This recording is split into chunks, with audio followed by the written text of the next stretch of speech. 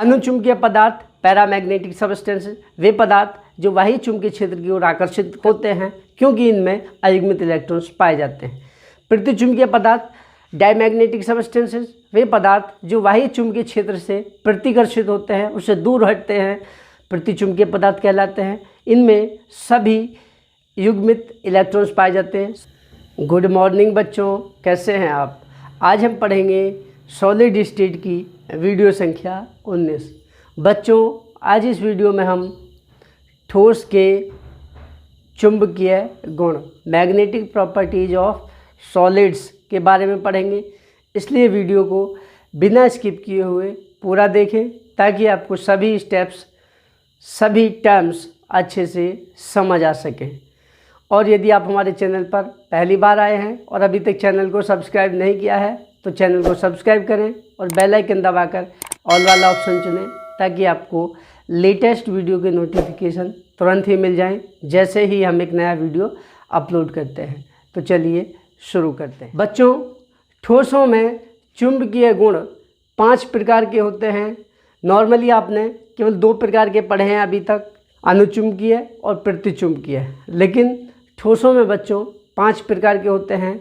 सबसे पहला है अनुचुंबकीय पदार्थ पैरामैग्नेटिक।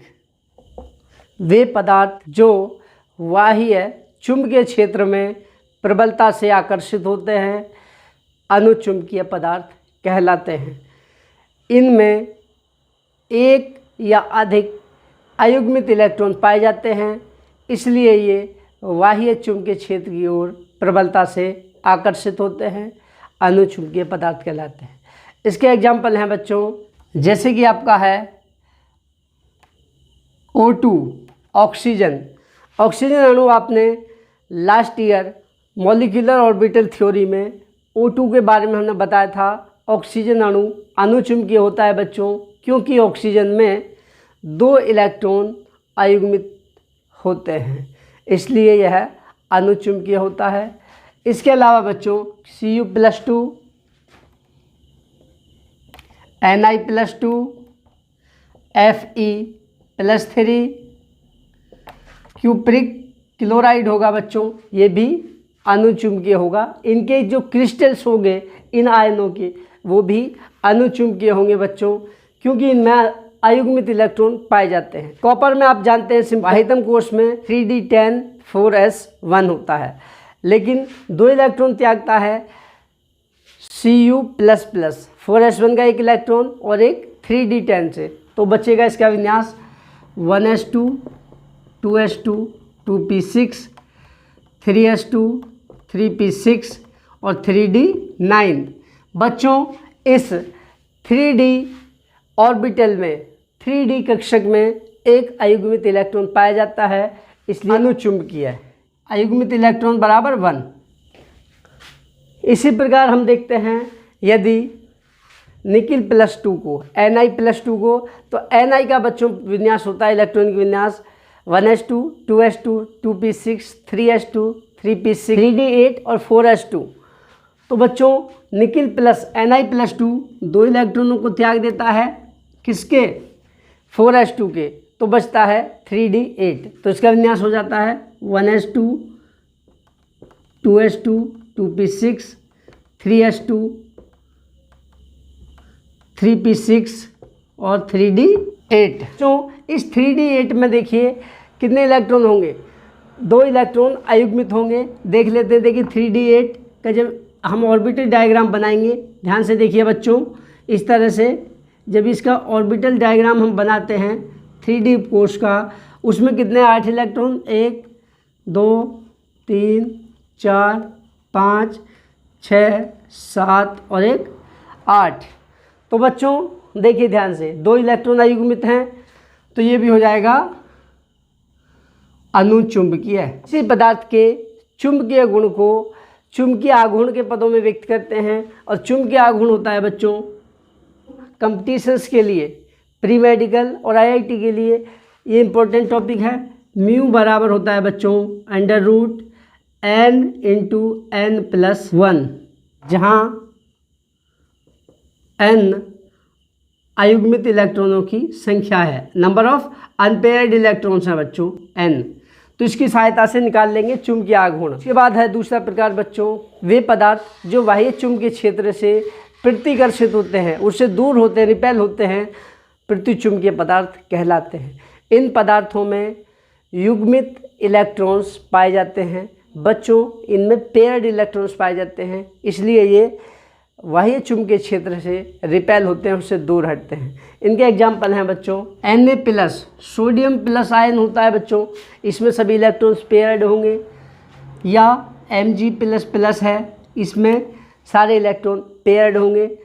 इसके अलावा क्लोराइड माइनस है, सल्फाइड माइनस है, पोटेशियम प्लस है, Cu+ और जिंक Zn। बच्चों ये सभी आयन्स ध्यान से देखिए, sodium, magnesium ion, chloride, sulphide, potassium, Q+, Cu+ ion और Zn, ये सभी यौगिक होते हैं बच्चों प्रतिचुंबकीय, अर्थात बाह्य चुंबकीय क्षेत्र से प्रतिकर्षित होते हैं बच्चों। इसका मतलब है इन आयनों के जो लवण होंगे, जैसे सोडियम क्लोराइड होगा कि क्रिस्टल होंगे बच्चों, वो भी प्रतिचुंबकीय होंगे। इसी प्रकार इनके जिंक ऑक्साइड होगा, प्रतिचुंबकीय होगा, या Q+ क्लोराइड, वो भी बच्चों प्रतिचुंबकीय होगा। तीसरा प्रकार है लोह चुंबकीय, फेरोमैग्नेटिक। वे पदार्थ जो बाह्य चुंबकीय क्षेत्र की ओर प्रबलता से आकर्षित होते हैं, लौह चुंबकीय पदार्थ कहलाते हैं। इन पदार्थों में सभी परमाणुओं के इलेक्ट्रॉनों के चुंबकीय आघूर्ण एक दूसरे के साथ मिलकर एक ही दिशा में अलाइंड हो जाते हैं, प्रतिबंधित हो जाते हैं, जिसके कारण एक बहुत बड़े क्षेत्र में एक प्रबल चुंबकीय आघूर्ण बनता है, चुंबकीय क्षेत्र बन जाते हैं, जिन्हें हम डोमेन कहते हैं। इसमें सभी परमाणुओं के सभी इलेक्ट्रॉनों के चुंबकीय आघूर्ण एक ही दिशा में होते हैं, जिसके कारण ये बाह्य चुंबकीय क्षेत्र की ओर प्रबलता से आकर्षित होते हैं बच्चों। इसके अलावा एक चीज़ और है, यदि चुंबकीय क्षेत्र को हटा लिया जाता है लोह चुंबकीय पदार्थों से, तो कुछ समय तक इनमें चुंबकीय गुण बना रहता है। एग्जाम्पल हैं इसके बच्चों Fe, cobalt, nickel, chromium dioxide आदि। इन सभी पदार्थों में लोह चुंबकत्व का गुण पाया जाता है बच्चों। देखिए किस तरह से इनके जो इलेक्ट्रॉन्स होंगे बच्चों, इस तरह से एक ही दिशा में अलाइंड हो जाएंगे सारे के सारे। लोह चुंबकीय पदार्थों में बच्चों सभी एक बहुत बड़े क्षेत्र के परमाणुओं के सभी इलेक्ट्रॉन के चुंबकीय आघूर्ण एक ही दिशा में अलाइंड हो जाते हैं, एक ही दिशा में संरेखित हो जाते हैं, जिन्हें डोमेन कहते हैं, जिसके कारण ये बाह्य चुंबकीय क्षेत्र की ओर प्रबलता से आकर्षित होते हैं। और चुंबकीय क्षेत्र को हटा लेने पर भी इनमें चुंबकीय गुण बना रहता है। नेक्स्ट है बच्चों अगला प्रतिलोह चुंबकीय, एंटी फेरोमैग्नेटिक। वे पदार्थ जो बाह्य चुंबकीय क्षेत्र से प्रबलता से प्रतिकर्षित होते हैं, प्रतिलोह चुंबकीय पदार्थ कहलाते हैं। इन पदार्थों को बाह्य चुंबकीय क्षेत्र में रखा जाता है, तो इनके समूहों में कुछ परमाणुओं के इलेक्ट्रॉनों के चुंबकीय आघूर्ण एक दिशा में हो जाते हैं, और कुछ परमाणुओं के सामूहिक रूप से चुंबकीय आघूर्ण विपरीत दिशा में हो जाते हैं, जिसके कारण परिणामी चुंबकीय आघूर्ण शून्य हो जाता है, और इसीलिए ये चुंबकीय क्षेत्र से प्रतिकर्षित होते हैं। देखिए बच्चों इस तरह से कुछ का एक ही दिशा में होगा तो कुछ का विपरीत दिशा में होगा चुंबकीय आघूर्ण। उनके इलेक्ट्रॉनों की स्पिन जो होगी बच्चों, चुंबकीय आघूर्ण का मतलब है उनके इलेक्ट्रॉन्स की स्पिन, अपनी अक्ष पर जो घूमते हैं इलेक्ट्रॉन, उनकी स्पिन की दिशा इस तरह से विपरीत होगी, तो इनका जो परिणामी होगा बच्चों एक दूसरे को कैंसिल कर देंगे, जिसके कारण इन डोमेन्स का जो डोमेन्स बनते हैं उनका परिणामी चुंबकीय आघूर्ण शून्य हो जाता है, जिसके कारण ये बाह्य चुंबकीय क्षेत्र से प्रबलता से प्रतिकर्षित होते हैं, इनका चुंबकीय आघूर्ण शून्य हो जाता है। इसका उदाहरण है बच्चों manganese, Mn, manganese dioxide, Mn2O3, और आपका टाइटेनियम डाइऑक्साइड आदि। ये सभी पदार्थ प्रतिलोह चुंबकीय होते हैं। इसके बाद 5वां प्रकार है बच्चों फेरी मैग्नेटिक, यानी कि फेरी चुंबकीय पदार्थ के फेरी मैग्नेटिक, वे पदार्थ जो बाह्य चुंबकीय क्षेत्र में रखने पर उसकी ओर हल्के से आकर्षित होते हैं, बहुत कम आकर्षित होते हैं, उन्हें कहते हैं बच्चों फेरी मैग्नेटिक सबस्टेंस। इनमें क्या होता है बच्चों, कुछ परमाणुओं के जो चुंबकीय आघूर्ण होते हैं वो एक दिशा में हो जाते हैं, कुछ परमाणुओं के चुंबकीय आघूर्ण विपरीत दिशा में हो जाते हैं। लेकिन दोनों दिशाओं में, दोनों विपरीत दिशा में होने वाले परमाणुओं के चुंबकीय आघूर्ण असमान होते हैं, दोनों तरफ के बराबर नहीं होते हैं, विपरीत दिशाओं में बराबर नहीं होते हैं, जिसके कारण उनका चुंबकीय आघूर्ण शून्य तो नहीं होता है लेकिन बहुत कम चुंबकीय आघूर्ण होता है। देखिए इस तरह से इनको चुंबकीय आघूर्ण ऊपर की तरफ है, इनके नीचे की तरफ है, इनके ऊपर की तरफ, इनके ऊपर की तरफ, इस तरह से होते हैं बच्चों। सभी के एक दिशाओं में भी नहीं होते हैं और आपस में बराबर विपरीत दिशाओं में भी नहीं होते हैं, जिसके कारण कुछ चुंबकीय आघूर्ण इनमें रहता है समूह में, जिसके कारण ये बाह्य चुंबकीय क्षेत्र की ओर हल्के से आकर्षित होते हैं। इसका एग्जाम्पल है बच्चों Fe3O4 है बच्चों फेरी चुंबकीय पदार्थ, फेरी मैग्नेटिक सबस्टेंस।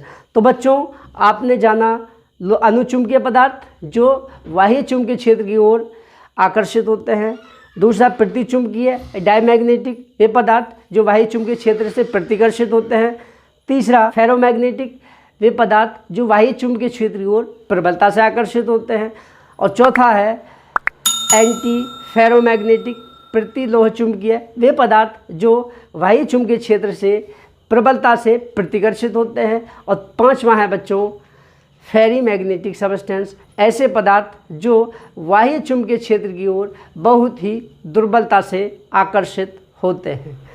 आशा करता हूँ ये सभी टॉपिक्स आपको अच्छे से समझ आ गए होंगे। यदि समझ आ गए हैं तो वीडियो को लाइक करके और कमेंट करके अपना रेस्पॉन्स दें। यदि समझ नहीं आए हैं तो कमेंट में आप लिखें क्या आपको समझ नहीं आया। तो बच्चों आज के लिए इतना ही पर्याप्त है। कल फिर एक नई वीडियो के साथ मिलते हैं, तब तक के लिए thank you and have a nice day.